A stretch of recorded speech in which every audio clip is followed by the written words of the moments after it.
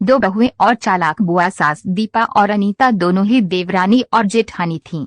दीपा नौकरी करती थी और अनीता घर संभालती थी।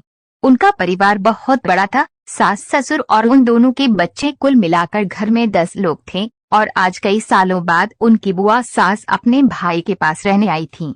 सुबह उठते ही बुआ जी ने देखा दीपा जल्दी जल्दी अपने काम निपटा रही थी। अनीता ने सबका नाश्ता बना दिया, जिस नाश्ते को दीपा ने सबको परोस दिया। इसके बाद दीपा ने खुद अपना टिफिन पैक किया और जॉब पर चली गई। अनीता ने फिर दोपहर का खाना बनाया और थोड़ी देर बैठ गई अपनी सास और बुआ सास के पास। बुआ सास से रहा नहीं गया और अनीता से बोली कि छोटी बहू, तेरी जेठानी दीपा तुझ पर बड़ा हुक्म चलाती है। सुबह से देख रही हूँ रसोई घर में तू ही लगी हुई है और वो महारानी दिखावा करने के लिए सबको नाश्ता परोस रही थी जैसे उसी ने बनाया हो। ये सुनते ही अनीता ने अपनी बुआ सास की तरफ देखा और बड़ी प्यार से कहा, नहीं ऐसी कोई बात नहीं है बुआ जी, दीपा बहुत ही अच्छी है।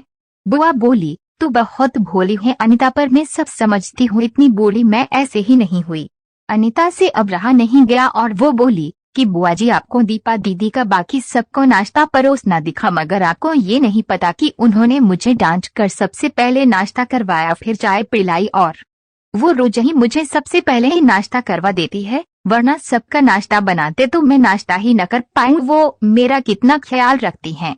दो बहुएं और चालाक बुआ सास। सुविचार कहानी। दीदी सुबह जल्दी उठकर मंदिर की सफाई करके फूल सजा कर रखती हैं और वो मुझे खुद से 1 घंटा लेट उठने को कहती हैं, क्योंकि मुझे उठते ही नहाकर सीधा रसोई में ही जाना पड़ता है। शाम को ऑफिस से आते वक्त दीदी बाजार से सब्जियां भी लेकर आती हैं, क्योंकि हमारे हस्बैंड रात को लेट हो जाते हैं। और दीपा दीदी ने सासू माँ को बाजार जाने के लिए मना किया है, क्योंकि मां जी अब 60 साल से ऊपर की हो चुकी हैं, कहीं बाजार जाते समय उन्हें तकलीफ न हो जाए। वैसे भी उन्हें घुटनों की परेशानी है और जब मां जी को घूमने का मन होता है तो दीपा दीदी छुट्टी करके खुद उनको घुमाने लेकर जाती हैं। और हाँ बुआ जी, दीपा दीदी रोज शाम को आकर खाना बनाने में मेरी खूब मदद करती हैं, चाहे वो कितनी भी थकी हुई हों। वो मेरी जेठानी जरूर है, मगर वो मुझे अपनी छोटी बहन ही मानती हैं और मैं उन्हें बड़ी बहन मानती हूँ। ये सब सुनते ही बुआ चुप हो गई। शायद उसकी चुगली अनीता के आगे फेल हो चुकी थी। शाम को दीपा सब्जी की थैली अनीता को पकड़ाते हुए बोली कि अनीता, सब्जियों के साथ वाले थैले में तुम्हारी फेवरेट लेखक की किताब भी लाई हूँ। ये सुनकर अनीता खुश हो गई और बोली, थैंक्स दीदी।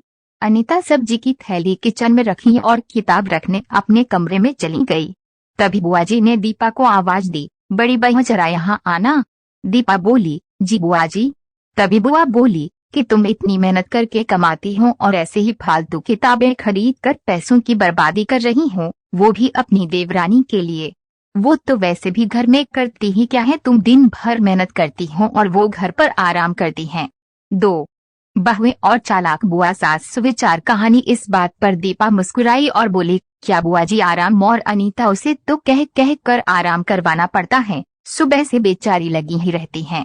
किचन में सबकी अलग अलग पसंद, मेरे और उसके मिलाकर 4 बच्चों का टिफिन सब वही करती हैं, फिर भी उसके चेहरे पर हमेशा एक सुंदर सी मुस्कान ही रहती है।